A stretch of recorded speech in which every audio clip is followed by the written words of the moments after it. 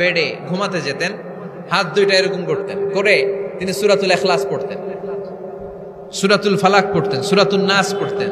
এই তিনটা সূরা পড়তেন। এই তিনটা সূরাকে একসাথে বলে তিন কুল। কি বলে? কুল আস-সালাসা। কারণ এই তিনটা সূরার শুরুতে কুল আছে না নাই? তিন কুল পড়ে বিশ্বনবী হাতের মধ্যে ফু দিতেন।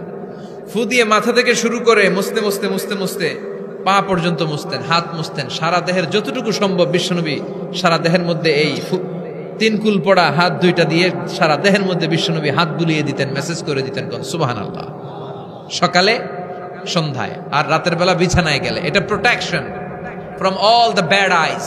যত হিংসুক চক্ষু আছে, যত ভূত প্রেতনি আর শয়তানের অনিষ্ট আছে, সব থেকে আপনাকে রক্ষা করবে কে? এজন্য প্রতিদিন এগুলো পড়বেন।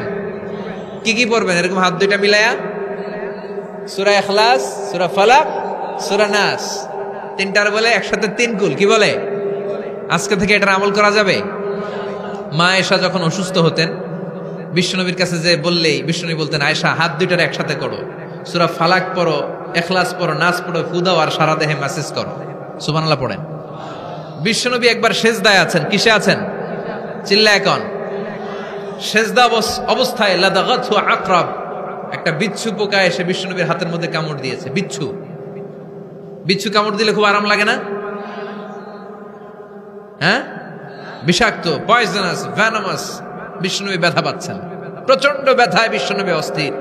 বিশ্বনবী বললেন, লাআনাতুল্লাহি আলাল আকরাব, এই বিচ্ছুর উপর আল্লাহর লানত।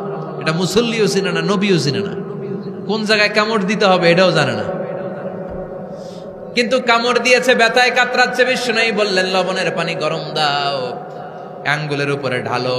লবণের পানি গরম দিয়ে আঙ্গুলের উপরে ঢালতে শুরু করে দিল। বিশ্বনবী পড়তে আরম্ভ করলো, কুল হুয়াল্লাহু আহাদ আল্লাহুস সামাদ লাম ইয়ালিদ ওয়া লাম ইউলাদ ওয়া লাম ইয়াকুল লাহু কুফুয়ান আহাদ। পড়েন সুবহানাল্লাহ।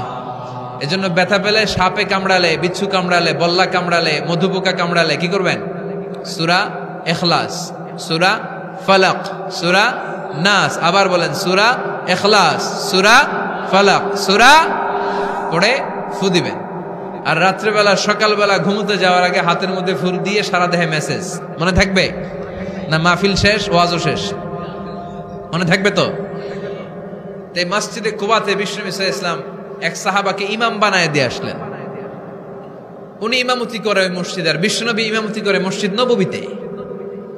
মসজিদে কুবার যে ইমাম, তিনি প্রতি রাকাতে জাহারি কেরাতে, মানে মাগরিব, এশা আর ফজরের সালাতে প্রত্যেক রাকাতে সূরা ফাতিহার পরেই এই সূরা ইখলাস পড়ে। শুনতেছেন? প্রত্যেক রাকাতে সূরা ফাতিহার পরে কি পড়ে? ইখলাস। মাগরিবের প্রথম রাকাতেও ইখলাস, দ্বিতীয় রাকাতেও ইখলাস, এশার প্রথম রাকাতে ইখলাস, দ্বিতীয় রাকাতেও ইখলাস। ইখলাস পরে এরপর অন্য একটা সূরা পড়ে, কিন্তু শুরু করে ইখলাস দিয়ে। ফজরের প্রথম রাকাতেও ইখলাস, দ্বিতীয় রাকাতেও। মুসল্লিরাকে পাইছি কি? পাইছি কি? খালি ইখলাস, খালি ইখলাস। যে ধরছে, আপনি পাইছেন কি বলেন? ইমাম সাহেব বলে, কিছুই পাই নাই, আমার মন চায় আমি পড়ি, তোর মন চাইলে তুই পড়, নাইলে যা। তোর কমিটির সভাপতি, সেক্রেটারি, এই মসজিদের ইমাম হিসাবে আমার নিয়োগ দেয় না, নিয়োগ দিছে বিশ্বনবী। আমার নিয়োগ যদি বাতিল করতে হয়, লাগবে বিশ্বনবীরে তুই ভাগ।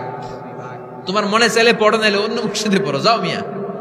এটা তো সভাপতির, সেক্রেটারির নিয়োগ দেয়া মসজিদ না, এটা নিয়োগ দিয়েছে বিশ্বনবী, ঠিক কিনা? নিয়োগ বাতিল করলেও কে করবে? বিশ্বনবী। সবাই বিশ্বনবীর কাছে যে বললো, ইয়া রাসূলুল্লাহ, এমন মুসল্লি, এমন ইমাম আপনি দিয়ে আসছেন, উনি ইখলাস ছাড়া আর কিছু পড়ে না। বিশ্বনবী বললেন, তাই নাকি? এমন করে কেন? ডেকে আন। ডেকে আনা হলো। বিশ্বনবী বললেন, ওরে সাহাবী, ঘটনা কি হাসা? কয় হাসা। প্রতি রাকাতে সূরা ইখলাস পড়ো, তোমার কি কোরআন থেকে অন্য কোন সূরা মুখস্থ নাই? সাহাবী বলে, নবী, সব মুখস্থ আছে, কিন্তু এই সূরাটা আমার পড়তে ভালো লাগে, কারণ ফিহি সিফাতুর রহমান, এই সূরার ভেতরে আমার আল্লাহর পরিচয় আছে গো নবী। আমার আল্লাহর পরিচয়টা খুব সুন্দর করে দেয়া, আমার রবের কথা এই সূরার পরতে পরতে পাওয়া যায়, এজন্য এই সূরাটা পড়তে আমি বড্ড ভালোবাসি। বিশ্বনবী বললেন, ইমামতি যাবে না, তোরটা পার্মানেন্ট হয়েছে। আল্লাহু আকবার।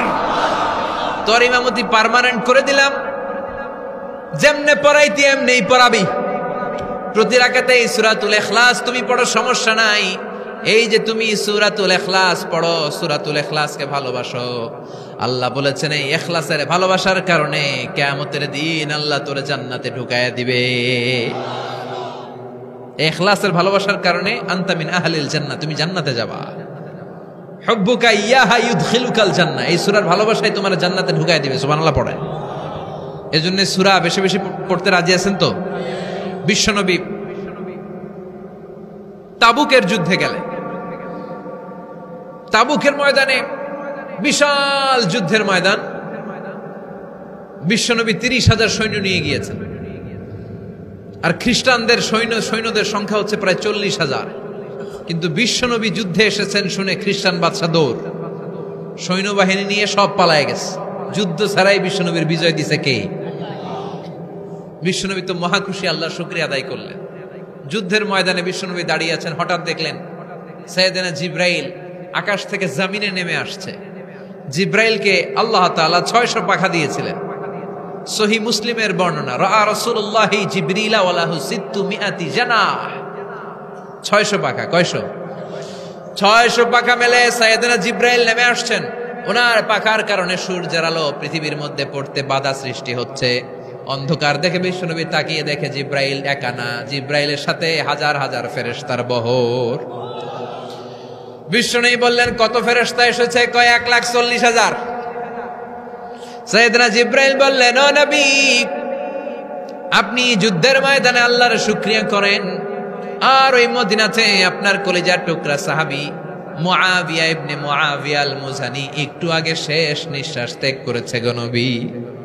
বিশ্বনবী পড়লেন, ইন্না লিল্লাহি ওয়া ইন্না ইলাইহি রাজিউন। সাইয়েদনা জিব্রাইল বলেন, নবী, এইমাত্র মুআবিয়া ইবনে মুআবিয়া আল মুজানি দুনিয়া থেকে বিদায় নিয়েছে, আপনি কি তার রুহের মাগফিরাতের জন্য গায়েবানা জানাজা পড়বেন না? বিশ্বনবী বললেন, অবশ্যই পড়ব। সাহাবাদের মধ্যে ঘোষণা দিয়ে দিলেন, সবাই ওযু করে আসো। যুদ্ধের ময়দানে আল্লাহ আমাদেরকে বিজয় দিয়েছে, আর খবর পেলাম মদিনাতে আমার সাহাবা মুআবিয়া ইন্তেকাল করেছে। মুআবিয়ার রুহের মাগফিরাতের জন্য আমরা গায়েবানা জানাজা পড়ব। পড়েন সুবহানাল্লাহ। গায়েবানা জানাজা কি বুঝেন? লাশ থাকে না সামনে, লাশ নাই, 4 তাকবীরে এটা আপনি পড়তে পারেন, এটা আপনি পড়তে পারবেন। লাশ নাই কিন্তু তার জন্য দোয়ার জন্য পড়তে পারবেন। জানাজা মানেই দোয়া, দোয়া লিল মাইয়িত। 4টা তাকবীর আপনি অনেক দোয়া করছেন এই মরা লাশের জন্য, এটা তো অর্থ তো বোঝে না, এই জন্য জানাজার পরে আবার হাত তুলে দোয়া করা লাগে আমাদের, কারণ কি দোয়া করছে এটা বুঝি নাই। বুঝলে কিন্তু আর লাগতো না, ঠিক কিনা? বিশ্বনবী সাহাবাদের নিয়ে দাঁড়ালেন, লম্বা লম্বা কাতার হলো। সাহাবীদের কাতারের শেষে সাইয়েদনা জিব্রাইল 1,40,000 ফেরেশতাদেরকে নিয়ে জানাজায় শরীক হলেন। বিশ্বনবী 4 তাকবীর দিয়ে জানাজা পড়লেন, আল্লাহু আকবার, আল্লাহু আকবার, আল্লাহু আকবার, আল্লাহু আকবার। 4টা তাকবীরের মধ্য দিয়ে জানাজা শেষ করলেন। বিশ্বনবী তাকিয়ে দেখে সাহাবাদের পেছনে 1,40,000 ফেরেশতা দাঁড়িয়ে জানাজায় শরীক হয়েছে। বিশ্বনবী বললেন, জিব্রাইল, কোনদিন তো এত ফেরেশতা নিয়ে কারো জানাজায় শরীক হতে দেখি নাই। ঘটনা কি? কি এমন আমল ছিল আমার মুআবিয়ার, যে আমলের কারণে মুআবিয়ার নামটা আল্লাহর আরশে চলে গিয়েছে? 1,40,000 ফেরেশতার বহর নিয়ে তুমি জানাজায় শরীক হয়েছো। কি এমন গোপন আমল ছিল আমার মুআবিয়ার, আমারে বলো। সাইয়েদনা জিব্রাইল বললেন, নবী, আপনার মুআবিয়া বিশেষ একটা আমল করত। বিশ্বনবী বললেন, কি সেটা?